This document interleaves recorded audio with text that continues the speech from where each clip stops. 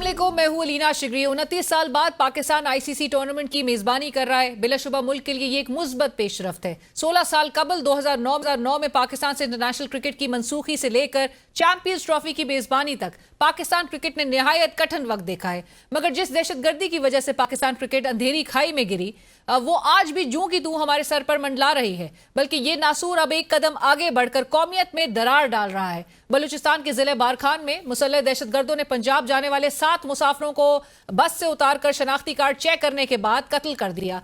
अच्छा है कि चैंपियंस ट्रॉफी के 6700 से ज्यादा एहलकार तैनात करके सिक्योरिटी फुल प्रूफ बनाई गई है।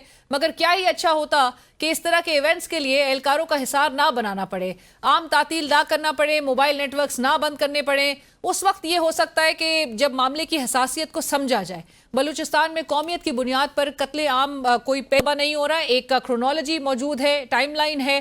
पंजाब से ताल्लुक रखने वालों को एक तसलसल के साथ निशाना बनाया जा रहा है और बड़े तवातुर से निशाना बनाया जा रहा है। अप्रैल 2024 में आपको याद होगा कि 2 मुख्तलिफ वाकयात में नौशकी के करीब 9 अफराद को कत्ल किया गया था, जबकि कीच में पंजाब से ताल्लुक रखने वाले 2 मजदूरों को गोली मारकर हलाक किया गया। गुज़िश्ता साल मई में गवादर के करीब पंजाब से ताल्लुक रखने वाले 7 अफराद को गोली मारकर शहीद किया गया। जबकि अगस्त में इस नौयत का सबसे संगीन वाकया उस वक्त पेश आया था जब 23 मुसाफिरों को ट्रकों और बसों से उतार कर जिले मूसा खेल में गोलियां मारकर शहीद किया गया। एक ही मुल्क के रहने वालों की आपस में इस किस्म की नफरत को किसी सूरत हल्का नहीं लिया जा सकता। हुक्मरानों को होश करना होगा और बलूचिस्तान के मसाइल की बुनियादी वजूहात को हल करना होगा। बलूचिस्तान के मसले पर तकरीबन तमाम सियासी रहनुमा ऑपोजिशन में होते हुए बयानबाजी करते हैं और जब हुकूमत में आते हैं तो अमली इकदामात नजर नहीं आते। अभी की ऑपोजिशन भी बलूचिस्तान इशू को निहायत संगीन करार देती है। चंद रोज कबल पार्लियामेंट में तकरीर करते हुए सरबरा JUIFA मौलाना फजल रहमान साहब का कहना था कि इस वक्त 2 सूबों में हुकूमत की रिट मौजूद नहीं। आज वजीर आजम यहाँ होते तो उनसे सवाल पूछता कि बलूचिस्तान में क्या हो कि सालमियत के हवाले से पॉलिसी ऐवान में नहीं बंद कमरों में बनाई जा रही है। 2 सूबों में हुकूमत का कोई रिट मौजूद नहीं। आज वज़ीर आज़म से यहाँ होते और उनके खिदमत पे बसद एहतराम ये अर्ज करता कि कबायली इलाकों में क्या हो रहा है, बलूचिस्तान में क्या हो रहा है, तो शायद वो यही कहते कि मुझे उसका कोई इल्म नहीं। कि मुल्क की सालमियत के हवाले से पॉलिसी ऐवानों में नहीं बनाई जा रही बल्कि बंद कमरों के अंदर पॉलिसियाँ बनाई जा रही हैं। हुकूमत हर आए रोज मईशत की बेहतरी, महंगाई के कम होने और मुल्क में बैनुल-अक़वामी सरमायाकारी आने के दावे कर रही है। लेकिन दर हकीकत मुल्क की सरमायाकारी का GDP से तनासब 50 साल की कम तरीन सतह पर रहा है। जुलाई 2024 से जनवरी 2025 में 7 माह के दौरान गैर मुल्की कर्जों की वसूली और रोल ओवर 11.5 अरब डॉलर तक बढ़ गए हैं, जिसमें सऊदी अरब, मुत्तहिदा अरब अमारात और चीन के 5.5 अरब डॉलर के ताज़ा कर्जे, जबकि 6 अरब डॉलर का रोल ओवर शामिल है। मईशत की बेहतरी का बराह रास्त ताल्लुक सियासी इस्तेहकाम से है, लेकिन अगेन हुकूमत हमारी इनकारी नजर आती है। आज भी हुकूमत का हदफ जेल में बैठा अपना वाहिद मुखालिफ ही है। वज़ीर आला पंजाब मरियम नवाज साहिबा कहती हैं कि तक लोग इनको 9 मई से याद करेंगे। जिसने मेरे मुल्क को नुकसान पहुंचाया उसे कभी माफ नहीं करूंगी। तक लोग इनको 9 मई से याद रखेंगे, जिन्होंने अपने ही मुल्क पे जिनाह हाउस पे हमला कर दी। बदनुमा दाग जो है ना, इन्हीं के माथे पे लगा है। ये हकीकत है, इसको कोई नहीं जुटला सकता। लेकिन मेरे मुल्क को जिसने नुकसान पहुंचाया उसको मैं कभी माफ नहीं करूंगी। जबकि मरियम नवाज साहिबा के वालिद साहब साबिक वजीर आजम मियां नवाज शरीफ कहते हैं कि अब लॉन्ग मार्चों, धरनों और पुरतशद्दुद एहतजाज की इजाजत नहीं दी जाएगी। एक गिरोह संजीदा मुज़ाकरात और सियासी अफ़ाम व तफ़हीम की सलाहियत नहीं रखता। दूसरी जानिब पाकिस्तान तहरीक इंसाफ के सीनियर रहनुमा असद कैसर साहब ने किसी भी किस्म के बैकडोर राब्तों और मुज़ाकरात का तासुर ज़ायल करते हुए कहा कि हुकूमत को मुज़ाकरात का मौका दिया था लेकिन इन्होंने संजीदगी नहीं दिखाई। अभी वफाकी हुकूमत के साथ कोई बात नहीं हो रही। कोई बैकडोर चैनल नहीं है और हुकूमत को हमने एक मौका दिया, उन्होंने इसमें संजीदगी नहीं दिखाई, तो अभी तो हुकूमत के साथ कोई बात नहीं हो रही।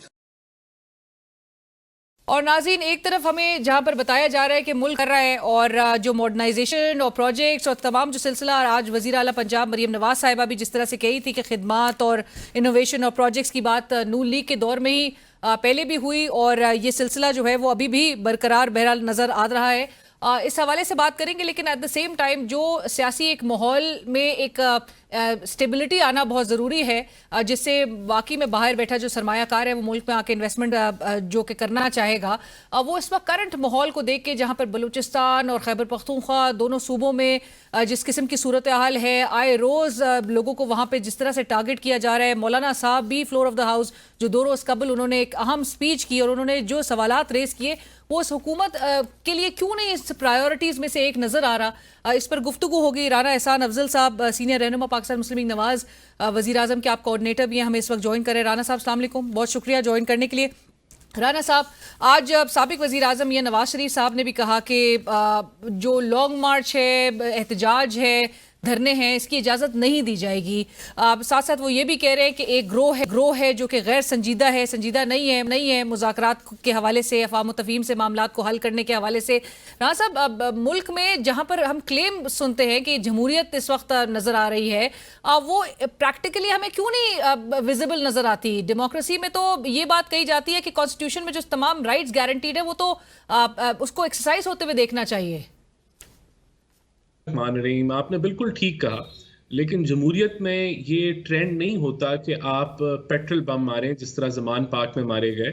जमहूरियत का हिस्सा जो है 9 मई नहीं है जिसमें आप 10 फौजी तनसीबात पे यक वक्त हमला करें, जला दें फौजी फैसिलिटीज़ को, GHQ पे हमला करें, एयरफोर्स के मुजस्मे जलाएं, तोड़ फोड़ करें। ये जमहूरियत का हिस्सा नहीं है। जमहूरियत के अंदर जब सियासी जमातें प्रोटेस्ट करती हैं तो वो गैस का और शेल का इस्तेमाल नहीं करती, जिस तरह आपने 26 नवंबर पे देखा। वो 150 पुलिस वालों को जख्मी नहीं करती, वो कंटेनर्स को रुई की तरह उठा के बाहर नहीं फेंकती।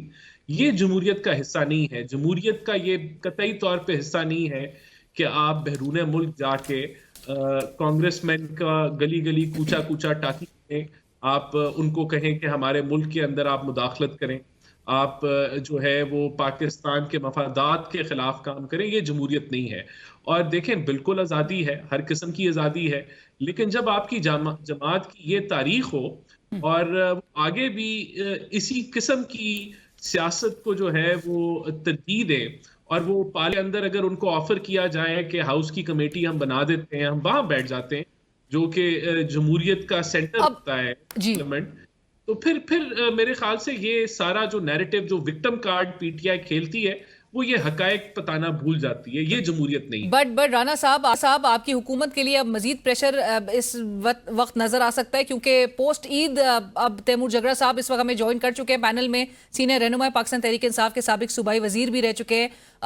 उनसे अब जानेंगे, क्योंकि वो नेचुरली उनकी लीडर ने कॉल दे दी है, ईद के बाद वो स्ट्रीट्स की तरफ अब वो जाएंगे, एक एजिटेशनल पॉलिटिक्स की तरफ अब दोबारा बढ़ा जा रहा है। Taimur Jhagra sahab, I welcome you on the show. Taimur sahab, जो इमरान खान साहब ने ऐलान हुआ है उनकी जानिब से, अब वाकई में आप जिस तरह से देखेंगे, अब अपोजिशन पार्टीज़ को भी इकट्ठे करने की हिकमत अमली तय की जा रही है, और रमज़ान के बाद, जहां पर आपने भी कहा कि रमज़ान से पहले भी बड़ी पार्टीज इकट्ठे हो रही हैं, किस तरह से आप मौजूदा हुकूमत को अपने जो मुतालबात हैं वो मनवाएंगे, स्पेशली एट अ टाइम जहां पर आपकी पार्टी खुद बहुत ही फ्रेजाइल एक पोजीशन पर नजर आती है, एक्सपल्जन्स और क्लेंजिंग का एक अमल नजर आ रहा है, आपके पार्टी के जो सीनियर जो पोजीशंस पे इस वक्त लोग फाइज हैं उनके ऊपर करप्शन और मनी लॉन्ड्रिंग के भी इल्जामात आयद किए जा रहे हैं, तो ऐसे में आप लोग कैसे हुकूमत को अंडर प्रेशर लेकर आएंगे? देखिए, जो पहली बात है, मैंने थोड़ा सा राना एहसान का बयानिया सुना है, जो आई अस्यूम कि PMLN का बयानिया है, लेकिन जिस तरीके से ये कह रहे थे कि कंटेनर्स को ऐसे फेंका और लोगों को ऐसे जख्मी किया, तो मुझे लग रहा है कि ये इन्होंने कोई एवेंजर्स मूवी देखी है और उसमें वो जो फाइट सीन्स होती हैं उस तरह का कोई बयानात दे रहे थे।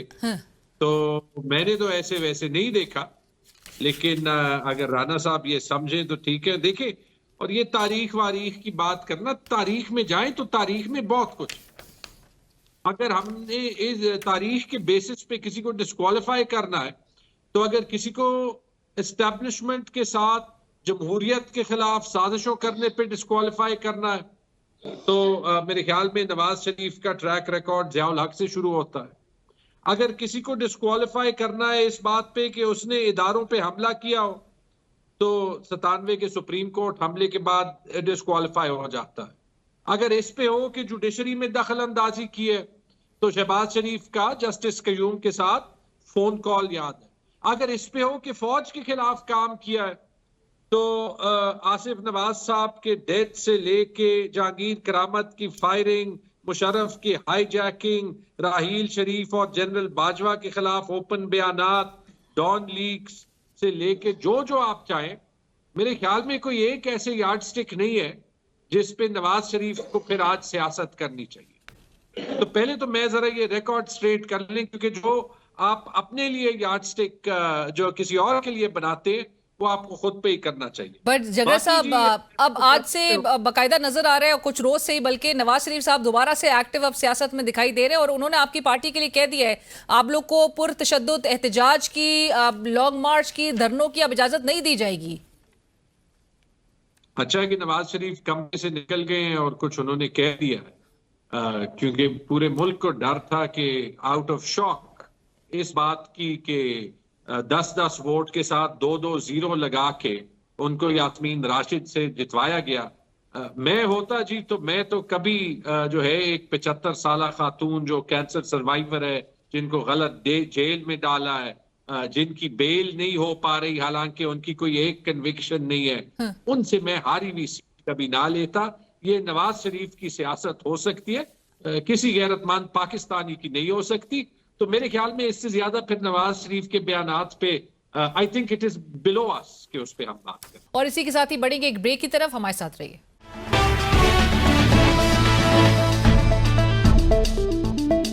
Welcome back. डिस्कशन को आगे बढ़ाते हैं।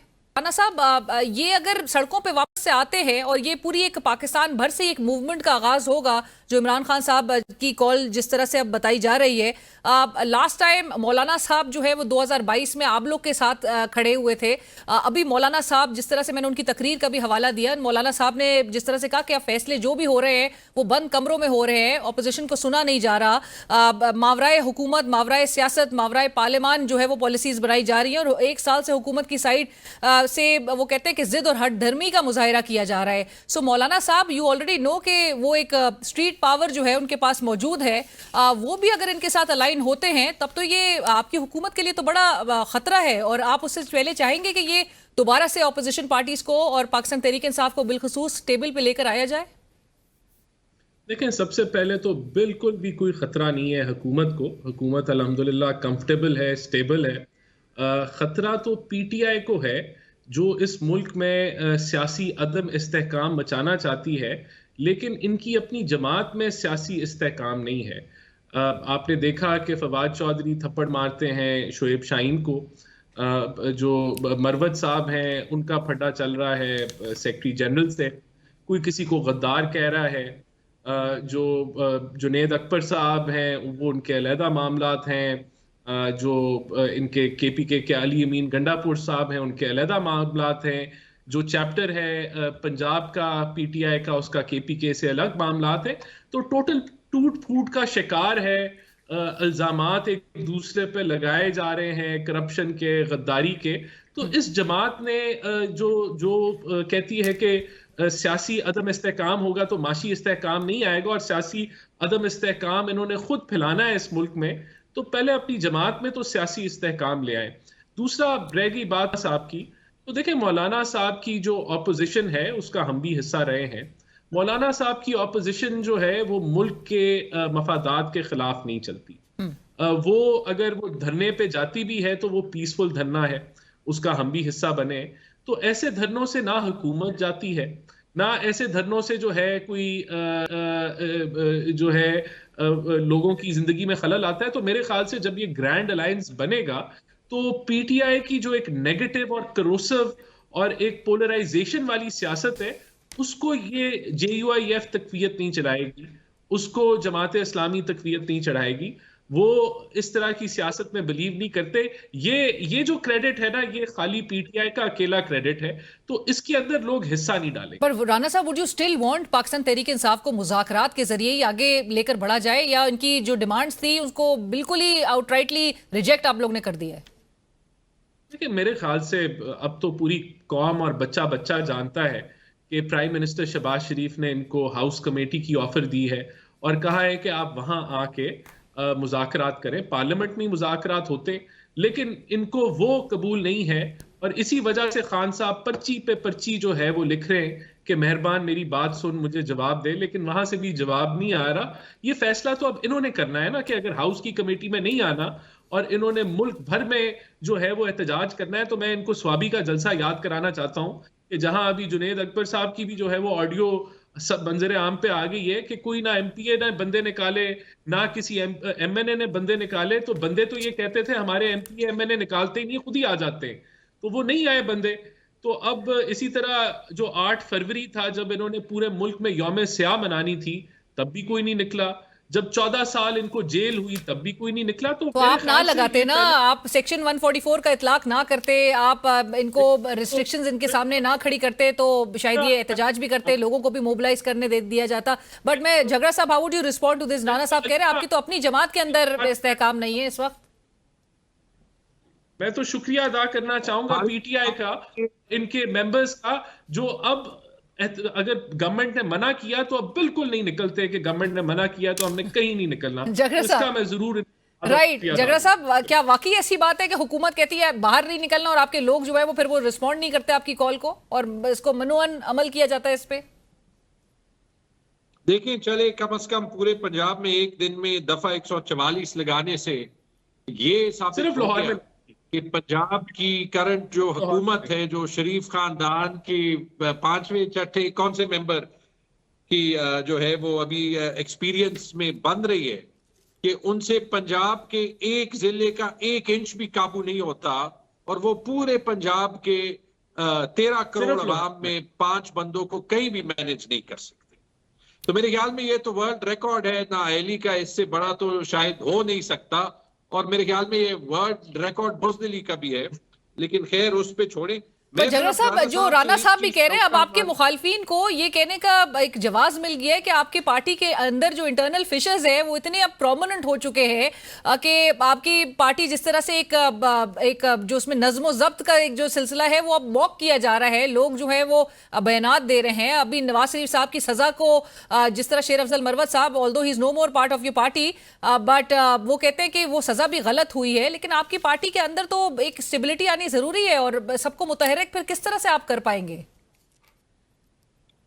देखिए, इंटरनल फिशर्स है, इसको मैं डिनाई नहीं करता, और उसकी एक वजह यह भी है कि जिन खानदानों में पार्टियों में एक खानदान के अलावा कोई और स्कोप ही ना हो। मिसाल के तौर पे जब शरीफ फैमिली ये डिसाइड कर दे कि राना एहसान का टिकट ऑपोजिशन लीडर राजा रियाज को देना है क्योंकि उसने ऑपोजिशन लीडर बनते हुए लॉयल्टी दिखाई है, तो राणा साहब ये नहीं कह सकते कि मेरिट पे ये टिकट मेरा बनता है। ये चूंकि पार्टी में नहीं है, इंटरनल फिशर्स हैं, ज्यादा है, खत्म होने चाहिए और खत्म होंगे। दो सूबों में जिस किस्म की इस वक्त सूरत हाल नजर आ रही है और जो दहशतगर्दी की जो रिसर्जेंस है जो कि इंतहाई अलार्मिंग है, और 2 सूबों में अब जिस तरह से बाकायदा कहा जा रहा है कि रियासत की रिट नहीं नजर आती। अगेन झगड़ा साहब, आपकी हुकूमत है खैबर पख्तूनख्वा में भी, बलूचिस्तान एक तरफ जो है वो भी हमें जलता हुआ दिखाई दे रहा है। क्यों नहीं प्रायोरिटीज में से एक नजर आती ये जो लॉ एंड ऑर्डर की सिचुएशन है इस वक्त? क्योंकि जो है वो पावर्स दैट बी की प्रायोरिटी नहीं है। जब आपके पास क्राइसिस होते हैं तो आप उन क्राइसिस को फोकस बनाते हैं। आप डी चौक पे अपने सिटीजन्स पे, अपने शहरियों पे गोलियां नहीं चलाते और फिर ये नहीं कहते जो राणा साहब ने कुछ टाइम पहले कहा था कि जी इन्होंने पुलिस वालों को मारा था, कि ये सारे दहशतगर्द। पर ये तो अगेन झगड़ा साहब, इससे तो लगता है कि तमाम तर जो पॉलिटिशियंस है, जो हुकूमती ओहदेदारान हैं, जो अपोजिशन की जो एंटिटीज हैं, पॉलिटिकल पार्टीज, वो सब जो है इस वक्त इस क्राइसिस को कैपिटलाइज करने की कोशिश कर रहे हैं। कोई इस वक्त मुल्क और कौम का हामी नहीं दिखाई दे रहा। फिर बिल्कुल है जी, ये गलत है। मैं पीटीआई की बात कर सकता हूं, मैं इमरान खान की बात कर सकता हूं। जब इमरान खान ने डायलॉग का कहा है, क्यों कहा है? जब इमरान खान ने कहा है कि मैं बदला नहीं लूंगा किसी से, क्यों कहा? क्योंकि एक हीलिंग टच चाहिए ना। लेकिन इससे ज्यादा आप इमरान खान से जेल में क्या एक्सपेक्ट करते हैं? देखिए, मान लेना चाहिए कि जो प्रोजेक्ट शुरू हुआ था कि पीटीआई को खत्म किया जाए, वो नाकाम हो चुका है। Despite all the restrictions, despite all the PECA acts, despite all the fudged election results, discussion सिर्फ अडियाला जेल की होती, कैदी 804 की होती है, चाहे आप उसको इमरान खान कहें, चाहे आप उनको बानी पीटीआई कहें, जो भी कहें, क्योंकि जो प्लान था इमरान खान को या पीटीआई को खत्म करने का वो फेल हो गया। अब अवाम को जबरदस्ती उनके जहन से वो ख्याल निकालना वो नामुमकिन, दैट्स इम्पॉसिबल। बट वो जो कांस्टेंट झगड़ा साहब, कतल कलामी की माफी, लेकिन जो कांस्टेंट हैमरिंग है वो हुकूमती एंड से वो मुसलसल हो रही है आज भी, चाहे वो साबिक वजीर आजम नवाज शरीफ साहब हो, अब आपकी पार्टी, जो कि ये भी एक हकीकत है कि मुल्क की सबसे बड़ी सियासी जमात है, उसको ग्रोह कहा जा रहा है। कहा जा रहा है कि 9 मई को लोग जो है वो कभी भी भुला नहीं सकते जो कुछ 9 मई को हुआ, जिस तरह से जिन्ना हाउस पर अटैक किया गया। सो वो लोगों को ये मेमोरीज जो है वो एक फ्रेश रहेंगी, क्योंकि ये भूलने नहीं देंगे। जी नहीं भुला सकते, हम भी नहीं भुला सकते। ये भी नहीं भूल सकते कि 9 मई को ऐसे वाकयात हुए जिनकी मजम्मत करनी चाहिए थी, हमें भी करनी चाहिए, हमने की। लेकिन जब भी हमने की, हमें कहा ये काफी नहीं है, इमरान खान को छोड़ना है। लेकिन ये भी नहीं भुला सकते कि जब हम पुरअमन प्रोटेस्ट के लिए निकले थे तो हम पे 302 के और एंटी टेररिज्म के पर्चे लगाए गए। ये भी नहीं भुला सकते कि वो जो पिछले 1.5 साल हम जाती तौर पे एंटी टेररिस्ट कोर्ट्स जा रहे हैं, हमने कोई टेररिस्ट नहीं देखा, हमने उन कोर्ट्स में सिर्फ सियासी वर्कर्स देखे।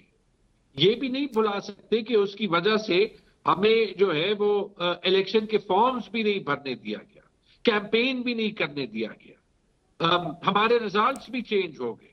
राइट बहुत शुक्रिया तैमूर झगड़ा साहब, thank you so much for joining us sir. बहुत शुक्रिया आपके व्यूज़ का। सीनियर पाकिस्तान तहरीक इंसाफ साबिक सूबाई वजीर जनाब तैमूर झगड़ा साहब और राना एहसान अफजल साहब सीनियर रहनुमा पाकिस्तान मुस्लिम लीग नवाज इस वक्त हमारे साथ प्रोग्राम में मौजूद थे, जहां पर एक तरफ हुकूमत कहती है कि पाकिस्तान तहरीक इंसाफ इस वक्त टूट फूट का शिकार है, पार्टी के अंदर जो इंटरनल रिफ्ट्स नज़र आ रही हैं और जो कि काफ़ी खुल के सामने आ चुकी हैं, वहीं पर इसका एतराफ़ करते हुए झगड़ा साहब ने ये कहा कि इस वक्त मुल्क में जो सबसे बड़ी सियासी जमात है पाकिस्तान तहरीक इंसाफ, बहुत कुछ तो जो उनके साथ हालात से, जिस हालात से पाकिस्तान तहरीक इंसाफ गुजरी है, वो तमाम हालात भी नहीं अवाम भूल सकते हैं। प्रोग्राम में नाज़रीन वक्त हुआ एक ब्रेक का। और नाज़रीन, साबिक वज़ीर आज़म नवाज शरीफ साहब ने बड़े अरसे बाद अपनी खामोशी तोड़ी है, और क्यों वो वक्तन फ़वक्तन एक साइलेंस में चले जाते हैं, क्या वो डिसअपॉइंटेड फील करते हैं, क्या वो डिजेक्टेड फील करते हैं। आज उन्होंने बहरहाल पाकिस्तान तहरीक इंसाफ के हवाले से एक तो लॉन्ग मार्च की इजाज़त ना देना, एहतजाज की इजाज़त ना देना, धरनों की इजाज़त ना देने की जो गुफ्तगू की, और इसके साथ साथ उन्होंने ये पाकिस्तान तहरीक इंसाफ को, जो कि इस वक्त ये भी एक हकीकत है कि मुल्क की सबसे बड़ी सियासी जमात है, उसको एक ग्रोह के एक टर्मिनोलॉजी उसके लिए इस्तेमाल की, इस पर भी गुफ्तगू होगी। और क्या वाकई में जो हमें बताया जा रहा है कि मुल्क इस वक्त तरक्की की राह पर गामजन है, जबकि आवाम में जाएं तो आवाम जिस कर्ब से गुजर रही है वो उसको बिल्कुल उसकी लाइफ में तब्दीली जो है वो नहीं नज़र आती, इस पर गुफ्तगू होगी कि क्यों नहीं वो तमाम दावे और जो वादे हैं वो रिफ्लेक्ट करते आवाम की जिंदगियों में। इस पर गुफ्तगू होगी। सीनियर सियासतदान and someone who needs no introduction, senator Asif Kirmani साहब, and they say once a senator always a senator. Kirmani साहब, अस्सलाम वालेकुम। वालेकुम सलाम जी, Thank you so much for joining us, Kirmai Sahab. Always a pleasure to have you in the program. Kirmai Sahab, to begin with, like I mentioned, साबिक वज़ीर आज़म मियां नवाज शरीफ साहब ने अपनी जो खामोशी का स्पेल काफ़ी अरसे बाद तोड़ा है और पाकिस्तान तहरीक इंसाफ के लिए एक ग्रोह का टर्म इस्तेमाल किया है। अब आप का ताल्लुक बड़ा रहा मियां साहब के साथ, बड़े आप करीबी रहे उनके, एंड आपकी एक बड़ी दरीना वाबस्तगी नून लीग के साथ रही, एंड नोइंग हिम एक एस्ट्यूट पॉलिटिशियन मियां साहब को समझा जाता है। वो कैसे इस किस्म के अल्फाज और टर्मिनोलॉजीज का इस्तेमाल कर सकते हैं मुल्क की सबसे बड़ी सियासी जमात के लिए? शुक्रिया अलीना बीबी। मैंने मेरी नज़र से नहीं गुजरा, लेकिन जाहिर आप फरमा रही हैं, दुरुस्त फरमा रही हैं। देखिए, मैं समझता हूँ कि PMLN में मैंने हमेशा कहा है कि अब कुछ ऐसे लोग आ गए हैं जो सब अच्छा की रिपोर्ट देने वाले खुशामदी टोला, मैं जिसको हमेशा कहता रहा हूँ, और अनफॉर्चुनेटली नवाज शरीफ साहब उस टोले के निर्गे में मुझे गालबन नजर आते हैं। और वरना तो नवाज शरीफ साहब को मैं समझता हूँ कि वो पाकिस्तान में एक स्टेट्समैन का रोल बनता है उनका, और ऐसी बात अगर उन्होंने की है तो मेरा ख्याल है इसमें उनका कोई माजी का तल्ख तजुर्बा या कोई ऐसी चीज है, लेकिन फिर भी उससे ग्राउंड रियलिटी चेंज नहीं होगी। ग्राउंड पे जो रियलिटी है वो तो और है। और मेरा ख्याल है कि मियाँ साहब मोहतरम की खिदमत में जो ज़मीनी हकाइक हैं वो नहीं पहुँचाए जा रहे। और एक तो वो खुद भी उतने एक्टिव नहीं, फाल नहीं हैं जैसे माजी में रहे हैं, और उनकी पल्स पर हाथ होता था उनके पब्लिक की। लेकिन अब जो उनको मेरा ख्याल है फीड कर दिया जाता है वो आगे बयान कर देते हैं, अनफॉर्चुनेट। तो किरमाई साहब, आपके ख्याल में मियां साहब, जो आपने भी जिस तरह से करनी, और हमें बताया जा रहा है कि अब मियां साहब बार बार अपने एमपीएस को बुला के उनके साथ मुज़ाकरात कर रहे हैं, गुफ्तगू कर रहे हैं, बार बार ब्रीफिंग उनसे ली जा रही है, दी जा रही है। आपके ख्याल में ये वक्तन फवक्तन एक खामोशी के फेज में क्यों चले जाते हैं? और अब जब हमें बताया जा रहा है कि वो वापस से एक्टिव हो गए हैं सियासत में, मियां साहब की सियासत कुछ रह गई है? देखिए, जिन नवाज शरीफ साहब के साथ मैंने साल हर साल काम किया है, मैं जो वो कर रहे हैं मुलाकातें या वो, ये मैं इसको एक्टिविटी नहीं, पॉलिटिकल एक्टिविटी नहीं समझता। ये ठीक है, कंसल्टेशन कह लें, मुशावरत के जुमरे में चीजें आती हैं। लेकिन मियाँ साहब तो बहुत एक्टिव हुआ करते थे, और वो तो खुद लोगों तक पहुंचते थे, वर्कर्स तक पहुंचते थे, मुख्तलिफ डिस्ट्रिक्ट्स में जाते थे, जलसे करते थे। अब आप खुद देखिए कि जब वो तशरीफ लाए हैं लंदन से, तो एक मीनारे पाकिस्तान पर जलसा किया, और फिर गिनती के चंद उंगलियों पर गिने जा सकते हैं 2-3 जलसे उन्होंने इलेक्शन कैंपेन में किए। तो मैं समझता हूं कि मियां साहब अंदर से रियलाइज करते हैं कि जमीनी हकाइक क्या हैं, लेकिन जब लोग उनको दूसरी तस्वीर दिखाते हैं, वो तस्वीर कशी करते हैं और खुशामदी तोला जिसको मैं कहता हूं, तो फिर वो मियाँ साहब लगता है मुझे कुछ बेबस से हो जाते हैं, मुझे यही लगता है। लेकिन ये मुलाकातों से तो देखें, पब्लिक का जो पब्लिक इश्यूज हैं वो एमपीएस से मुलाकातें करके आप आगही तो ले सकते हैं। लेकिन 1 साल हो गया है अब हुकूमतों को आए। आप मुझे बताइए कि अभी तक आम आदमी, कॉमनर जिसको आप कहती हैं, उस तक कोई तब्दीली के या कोई मुस्बत असरात पहुंचे हैं? Not at all. उसका जवाब नफी में है। मसलन आज आप देखिए कि मैं पढ़ रहा था कि चीफ मिनिस्टर साहिबा ने कहा है कि जी अच्छी खबरें आ रही हैं, हर तरफ से अच्छी खबरें आ रही हैं जी, हर तरफ से।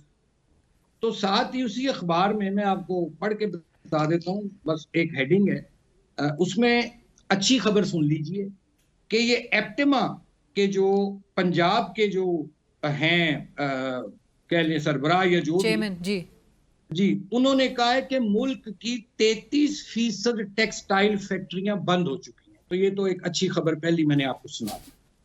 और इसमें जो जो जो जो जो बड़ी अफसोसनाक पहलू है कि पाकिस्तान में 568 टेक्सटाइल मिल्स में से 187 अब बंद हो चुकी हैं। इनमें से 147 टेक्सटाइल मिल्स पंजाब में। अब मुझे बताइए आप कि मैं, वो कहते हैं ना कि किसका यकीन कीजिए किसका ना कीजिए, लाए हैं बज़्म नाज से यार खबर अलग अलग। तो अब अच्छी खबर क्या है, बुरी क्या है, मुझे तो समझ नहीं आ रही है। इनकी जो तरजीहात हैं उस पर सब कुछ हो सकता है इस हुकूमत का, मुझे बड़ा कहते हुए ये दुख होता है। लेकिन कॉमन मैन, आम आदमी, गरीब आदमी, मिडिल क्लास, वो इनके एजेंडे पे नहीं। एक इश्तिहारात की मुहिम है, एक पब्लिक का जो टैक्स का पैसा है उस पर एक ठीक है बड़ी कामयाब इश्तिहारी मुहिम चलाई जा रही है, लोगों की जेबें भरी जा रही हैं। अल्लाह अल्लाह खैर सलाह। बाकी तो मुझे ग्राउंड पे तो आप बता दीजिए, मेरी रहनुमाई करते हैं, अगर आप भी माशाल्लाह बाखबर हैं। किरमानी साहब, हम भी मुसलसल रोजाना सुन रहे हैं कि पंजाब में इनकलाब आ गया है, लेकिन ये कैसा इनकलाब है कि अवाम को पता ही नहीं चला। मेरा ख्याल है कि ये इनकलाब जौन से है, ये इसने पर्दा किया हुआ है। ये कोई ऐसा बापर्दा इनकलाब है कि जो नजर नहीं आ रहा। मैं तो यही कह सकता हूँ। राइट, बट किरमाई साहब, वजीर आला पंजाब मरियम नवाज साहिबा जहाँ कहती हैं कि मुल्क मुश्किलात से नवाज शरीफ साहब बाहर निकाल चुके हैं ऐसे, और 1 साल के अंदर, और मुल्क इस वक्त तरक्की कर रहा है मियां नवाज शरीफ साहब की क़यादत में। ये वाकई मुल्क मियां नवाज शरीफ साहब की ही क़यादत में तरक्की कर रहा है? देखिए, गुजारिश ये है कि मियां साहब तो फाल नहीं है, उन्हें फाल होना चाहिए था, वो काफ़ी अरसे से गैर फाल है। और मैं समझता हूँ कि इस वक्त मरकज़ में शहबाज शरीफ साहब हैं जो हुकूमत के इस वक्त चीफ एग्जीक्यूटिव हैं, पंजाब में मरियम बीबी हैं, मियां साहब का मुझे उस तरह कोई किरदार नजर नहीं आता जिस तरह का उनका एक्टिव किरदार मैंने देखा है और बड़ी करीब से देखा है। अब एक नवाज शरीफ साहब का जाहिर है कद काठ तो है, वो पाकिस्तान के एक बहुत बड़े सियासतदान हैं और उनका तजुर्बा भी है। अब आप उनकी तस्वीर दिखाकर जो मर्जी बेचते रहें, मैं क्या कह सकता हूं, लेकिन ग्राउंड पर जो मामलात हैं, हाँ मियां साहब ने जब वो खुद 3 मरतबा वज़ीर आज़म रहे और उसमें एक अरसा तो मैं उनके साथ था, तो उन्होंने काफी उसमें पाकिस्तान की मईशत को बेहतर बनाने के लिए इकदाम किए। लेकिन आप खुद देखिए ना कि आज पेट्रोल की कीमत कहाँ है, बिजली का कहते हैं लेकिन बिल खपत कम है, बिल फिर भी ज्यादा आ रहा है, सुई गैस के बिल ज्यादा आ रहे हैं और फिर झूठ बोला जा रहा है कि जी महंगाई सिंगल डिजिट पर आ गई है, 4 के 3.5 4% पर। मुझे आप बताइए कौन सी चीज है, आज इसी अखबार में लिखा है कि वो जो शुगर की इंडस्ट्री वाले हैं, एसोसिएशन वाले, उन्होंने कहा है जी कि हम कोशिश कर रहे हैं कि रमजान मुबारक में चीनी 130 रुपए किलो पर फरोख्त करने की कोशिश की जाए। यहाँ ये हालात हों और लोगों को पूछिए ना, आप बाजारों में जाइए, आप माइक पकड़े बाजारों में किरमाई साहब मैं गई, मैं पिछले आम आदमी को पूछें, असल तो देखें ना, पैमाना है आम आदमी जो गरीब मतवसत तबके का सफेद पोश है, उससे पूछें जाके, अगर वो मुतमिन है तो मैं तस्लीम कर लूंगा कि वाकई मईशत में बेहतरी आ। तो कोई हालात में तब्दीली नहीं आ रही, अवाम का जो कर्ब है वो तो आधे से ज्यादा, मैं पिछले हफ्ते गई अवाम में, मैं आधे से ज्यादा प्रोग्राम ट्रस्ट में मैं चला नहीं सकी। जिस किस्म की गुफ्तगू अवाम जो है और जिस किस्म की राय अब इस मौजूदा हुकूमत के लिए रखती है, आपके ख्याल में ये मौजूदा हुकूमत कब तक कंटिन्यू करती हुई आपको दिखाई दे रही है, for another few years Kirmani साहब? और आप जिस तरह से कहते हैं कि ये जो एक गंद का टोकरा है जो एस्टैब्लिशमेंट ने उठाया हुआ है, ये बोझ कब तक एस्टैब्लिशमेंट मजीद बर्दाश्त करेगी? जो कि शहबाज शरीफ साहब की एक तरफ बड़ी ताबेदारी की मिसालें दी जा रही हैं और 1 पेज को बड़ा प्राउडली फ्लॉन्ट किया जा रहा है, सो ये 1 पेज आपको कब तक बरकरार रहता हुआ दिखाई दे रहा है? देखिए, जब तक एस्टैब्लिशमेंट चाहेगी, जब तक वो इनको अपनी गोद में उठाए रखेगी, जब तक इनके, देखें इलेक्शन के जो रिजल्ट आए थे वो सबको मालूम है। वो कहते हैं ना, इक्तदार का हुमा जिसके सर पर बैठ जाए तो वो बादशाह हो जाता है। तो इस इलेक्शन में इक्तदार के हुमा जो था उसको पकड़कर जाल में फंसाकर उसके पर बांध कर इनके सर पर बिठा दिया गया। वो हुमा जो है इक्तदार का, वो फड़फड़ा रहा है, वो उड़ना चाह रहा है, इस वक्त फुर करके उड़ जाए, ये डिपेंड करता है कि जब तक इस्टेब्लिशमेंट इनके साथ है। लेकिन मुझे यहाँ ये जरूर कहने दीजिए कि देखिए, इस्टेब्लिशमेंट जो है उसने तो इस हुकूमत को का दिफा भी किया, इसको उन्होंने एक कंफर्टेबल जोन में भी रखा है, लेकिन ये हुकूमत इस्टेब्लिशमेंट का दिफा नहीं कर सकी या करना नहीं चाह रही। मतलब इनके भी काफी ये होशियार लोग हैं, लेकिन ग्राउंड पे जो रियलिटी है वो ये है कि ये इस वक्त साख नहीं है इस हुकूमत की, और फिर ऊपर से रिलीफ भी नहीं है लोगों को कोई। या तो आप एक साल में कुछ ऐसा वाजिया रिलीफ डिलीवर कर रहे होते, बिल्कुल, तो मैं फिर आपको इमरान खान फोबिया ना होता। अब आपकी कोई भी आपका देख लें वजीर है, कोई आपका मेंबर है पार्लियामेंट का, वो पब्लिक इशू पर बात नहीं करता, वो इमरान फोबिया एक उसके गिर्द घूम रहा है। तो देखिए, उससे तो पब्लिक जो है उसका जो एक पब्लिक वॉच करती है, ये चीजें वो देख रही है कि भाई हमें डिलीवर कर दो।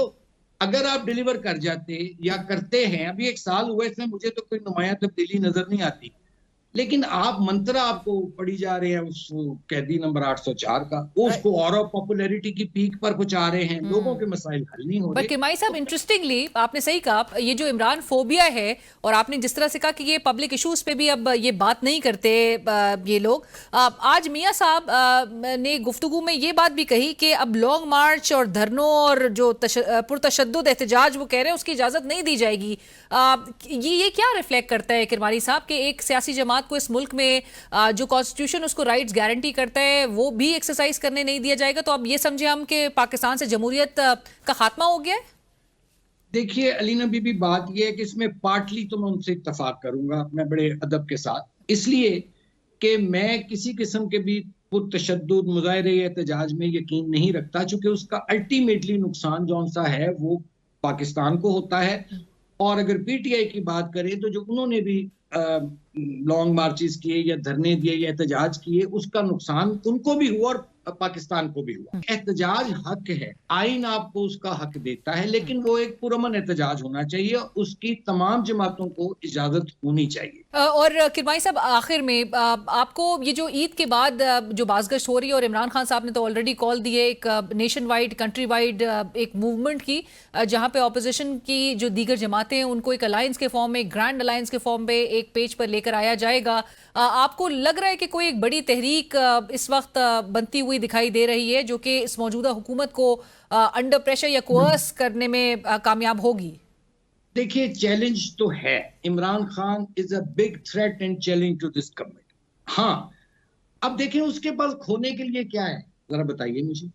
एक शख्स ऑलरेडी जेल में बैठा है, एक वो कैदी है। I am not for PTI, मैं पहले अर्ज कर दूं, मेरा उनका माइंडसेट बड़ा डिफरेंट है, लेकिन मैं रियलिटी को चेंज नहीं कर सकता, ग्राउंड रियलिटी को। एक शख्स कैद में है, एक शख्स आजाद नहीं है, और वो अंदर बैठ के डिक्टेट कर रहा है, तो वो तो खो चुका है सब कुछ। अब मैं जो समझता हूं, क्या वो मजीद क्या खोएगा इमरान खान? अब वो अब सिर्फ जीत सकता है।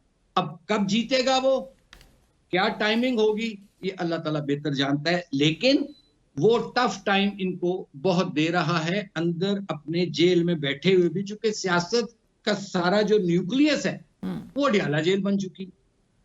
इनके पास तो कोई नैरेटिव नहीं है ना अलीना बीबी, गवर्नमेंट के पास। और बहुत बयानिया तलाश करने की कोशिश की गई, ताहाल इतना अरसा गुजरने के बावजूद भी बयानिया बना नहीं पाए। But thank you so much Kirmani साहब, बहुत शुक्रिया, मशकूर हैं कि आपने प्रोग्राम के लिए वक्त निकाला। और नाज़रीन, इसी के साथ ही प्रोग्राम की टीम अलीना शिगरी को इजाजत दीजिए। अल्लाह हाफिज।